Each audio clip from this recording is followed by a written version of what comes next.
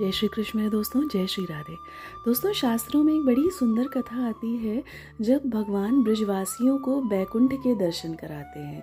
ब्रजवासी खुद भगवान से कहते हैं कि आप हमें बैकुंठ के दर्शन कराएं। भगवान ब्रजवासियों को ले जाते हैं, बैकुंठ के दर्शन कराते हैं। लेकिन दोस्तों, जानते क्या होता है?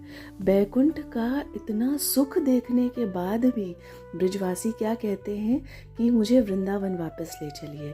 हमको यहाँ पे वो आनंद नहीं है जो वृंदावन में है।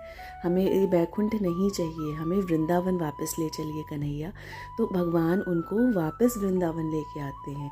दोस्तों, बड़ी सुंदर कथा है, श्रीमद् भागवत महापुराण में आती है कि एक बार नंद बाबा को वरुण देवता का एक सेवक वरुण लोक ले गया। नंद बाबा यमुना नदी में रात्रि में स्नान के लिए चले गए, जो कि निषेध है शास्त्रों में। तो नंद बाबा को वरुण देवता का एक सेवक वरुण लोक ले गया। भगवान नंद बाबा को वहाँ से वापस लाने जाते हैं। तब नंद बाबा भगवान की महिमा को जानते हैं कि ये साधारण कोई हमारा पुत्र नहीं है, ये तो भगवान है, ये स्वयं जगत पिता हैं। वहाँ वरुण देवता को भगवान के आगे प्रणाम करते देखते हैं, हर किसी को भगवान की जय जयकार करते देखते हैं। तब समझते हैं कि ये कोई साधारण एक बालक नहीं है, ये छोटा सा बालक ये भगवान है। तब जब लौट के आते हैं तो वृंदावन में वृंदावन वासियों को भगवान की महिमा बताते हैं कि हमारा कन्हैया कोई साधारण नहीं है, ये तो भगवान है। तो जानते हैं दोस्तों, वृंदावन वासी भगवान को क्या कहते हैं? ये जानने के बाद कि ये कोई साधारण बालक नहीं है, ये तो भगवान है, ये स्वयं जगत पिता हैं, ये जगत के पालनहार हैं। उनसे क्या कहते हैं? उनसे कहते हैं, देखो कन्हैया, तुम होगे भगवान, लेकिन हमें तुमसे कुछ नहीं चाहिए, हमें तो बस एक बार तुम बैकुंठ घुमा दो। तो भगवान कहते हैं, ठीक है, चलो हम तुमको बैकुंठ के दर्शन करवाते हैं। और भगवान उन सब गोपी ग्वाल बाल को बैकुंठ ले जाते हैं। भगवान कहते हैं कि इस कुंड में, एक कुंड में भगवान लेके जाते हैं और कहते हैं इस कुंड में आप सब डुबकी लगाएं। जब आप डुबकी लगाएंगे आप सीधे बैकुंठ पहुंचेंगे।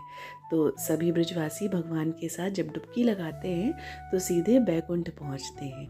यहाँ क्या देखते हैं कि जैसे ही बैकुंठ में प्रवेश करते हैं, सबसे पहले तो देखते हैं 4-4 हाथ वाले उनको मनुष्य दिख रहे हैं। देख के चौंक जाते हैं, कहते हैं हमारे वृंदावन में तो 2 हाथ वाले होते हैं, यहाँ सब 4-4 हाथ वाले हैं। भगवान के पार्षद दिखते हैं उनको। और आगे बढ़ते हैं तो देखते हैं कि भगवान शेष शैया पर बैठे हैं। भगवान शंख चक्र गदा पद्म लिए चतुर्भुज रूप में शेष शैया पर लेटे हैं और माँ लक्ष्मी उनकी चरण सेवा कर रही हैं। भगवान से इतना तेज निकल रहा था। भगवान अनंत पुष्पों से सुशोभित हैं। भगवान वनमाला पहने हैं।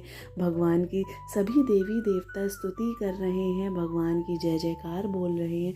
सभी भगवान के आगे हाथ जोड़कर प्रणाम कर रहे हैं। ये दृश्य देखकर जानते हैं दोस्तों, ब्रजवासी आपस में क्या कहते हैं? ब्रजवासी कहते हैं कि ये देवता देखने में तो बिल्कुल हमारे कन्हैया जैसे लग रहे हैं, पर इनके 4 हाथ हैं और ये ऐसे शेष शैया पर लेटे हुए हैं।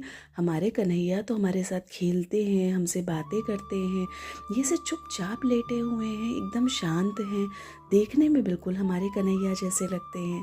और ज्यों ही इतना वो आपस में बोल रहे थे, भगवान के पार्षद उनको डांट देते हैं।